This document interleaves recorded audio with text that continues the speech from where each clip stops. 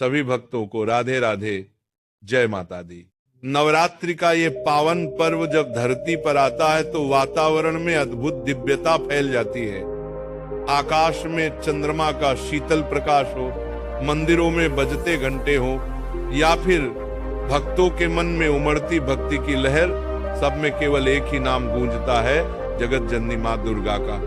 कहते हैं कि नवरात्रि के इन 9 दिनों में जो साधक माता की महिमा सुनता है, कथा का श्रवण करता है, वह अपने अनगिनत जन्मों के पापों से मुक्त हो जाता है। ये केवल कहने की बात नहीं, ये सनातन परंपरा का प्रमाणित सत्य है। सभी भक्तों से मेरा आग्रह है कि अब कथा को मैं सुनाने जा रहा हूं, तो कृपया आप हमारे इस चैनल को सब्सक्राइब कीजिए और इस वीडियो को लाइक कीजिए, और आपको इस चैनल में ऐसे ही आध्यात्मिक और कथाओं से जुड़े वीडियो मिलते रहेंगे। बहुत समय पहले जब पृथ्वी पर अधर्म बढ़ गया, असुरों का अत्याचार इतना भयानक हो गया कि देवता तक भयभीत हो उठे। महिषासुर नामक असुर ने घोर तपस्या कर ब्रह्मा जी से वरदान पाया कि उसे कोई पुरुष कभी नहीं मार सकेगा। इस वरदान के मद में वह तीनों लोकों पर आक्रमण करने लगा। देवता, तशी, मुनि सभी परेशान थे। तब सभी देवताओं ने अपने तेज का अंश एकत्र किया। ब्रह्मा, विष्णु और महेश के दिव्य तेज से एक अलौकिक ज्योति प्रकट हुई। उस ज्योति से अवतरित हुई आदि शक्ति, जिनका स्वरूप असंख्य सूर्य के प्रकाश से भी अधिक तेजस्वी था।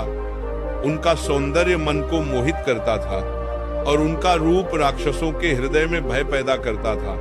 वही आदि शक्ति आज हम सबकी आराध्या माँ दुर्गा है। माँ दुर्गा ने जब महिषासुर का वध करने का संकल्प लिया तो उन्होंने अपने 10 हाथों में दिव्य अस्त्र शस्त्र धारण किए।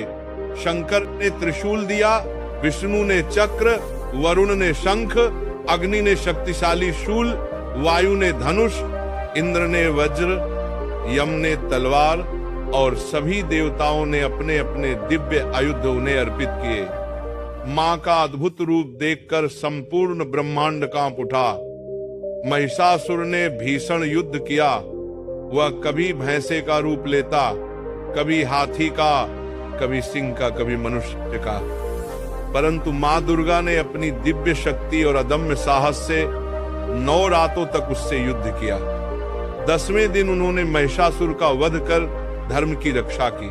इसीलिए 10वें दिन को विजयादशमी कहा जाता है। भाइयों और बहनों, ये युद्ध केवल महिषासुर और देवी के बीच नहीं था, ये युद्ध हमारे भीतर के अंधकार और प्रकाश का युद्ध था। महिषासुर का अर्थ है हमारे भीतर का अहंकार, वासना, क्रोध, लोभ और मोह। जब हम नवरात्रि में माँ का स्मरण करते हैं, उपवास रखते हैं, कथा सुनते हैं, तो हम अपने भीतर के महिषासुर को मारने का संकल्प लेते हैं। हर दिन का उपवास हमें संयम सिखाता है, हर आरती हमें सकारात्मक ऊर्जा से भरता है, हर मंत्र हमें हमारी आत्मा से जोड़ता है।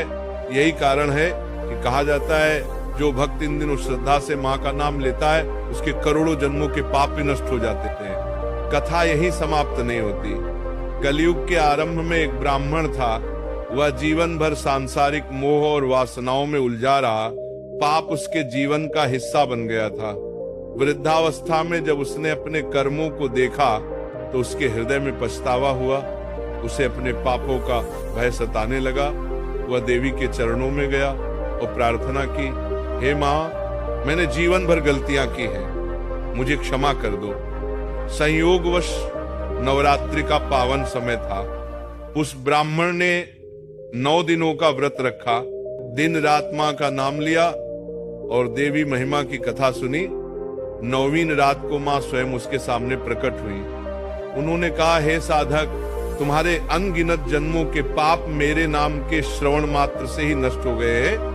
तुम्हारी आत्मा आप पवित्र हो चुकी है। ये कथा केवल एक ब्राह्मण की नहीं, ये हर उस इंसान का संदेश है जो अपने अपराधों से घबराया हुआ है, जो जीवन में गलतियां कर बैठा है। माता रानी कहती है, सच्चे मन से मेरा स्मरण करो, मैं तुम्हारे पापों का भार स्वयं उठा लूंगी। आज के समय में जब हम भागदौड़, तनाव और भौतिक सुख सुविधाओं की दौड़ में फंसे हैं, नवरात्रि हमें ठहरने का, अपने भीतर झांकने का अवसर देती है।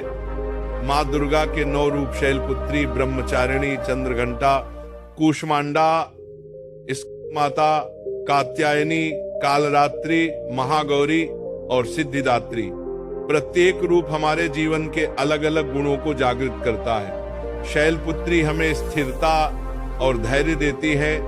ब्रह्मचारिणी संयम और तपस्या का संदेश देती है। चंद्र घंटा साहस, कूष्मांडा सृजन शक्ति, स्कंद माता मातृत्व का करुणा भाव, कात्यायनी युद्ध की शक्ति, कालरात्रि भय को मिटाने का साहस, महागौरी पवित्रता और सिद्धिदात्री सिद्धि प्रदान करती है। जब हम 9 रातों तक इन शक्तियों को स्मरण करते हैं तो हमारे भीतर का अंधकार मिटने लगता है। भक्तजनों, ये पापों का नाश केवल किसी अनुष्ठान या प्रतीक का हिस्सा नहीं है, बल्कि वास्तविक आत्मिक परिवर्तन है। जब हम उपवास करते हैं, साधना करते हैं, तो हमारी इच्छाएं और वासनाएं नियंत्रित होती हैं। हम क्रोध, लोभ, अहंकार से दूर होने लगते हैं। यही असली पाप है। माँ दुर्गा का स्मरण हमें भीतर से इतना उज्जवल कर देता है कि नकारात्मकता स्वयं मिट जाती है। नवरात्रि केवल पर्व नहीं, आत्मिक पुनर्जन्म का अवसर है। इस दौरान घर घर में कलश स्थापना होती है, ज्योति प्रज्वलित होती है, देवी के गीत गाए जाते हैं, गरबा और डांडिया से वातावरण गूंज उठता है। ये सब केवल उत्सव नहीं है, ये ऊर्जा का संचार है। दीपक का प्रकाश हमें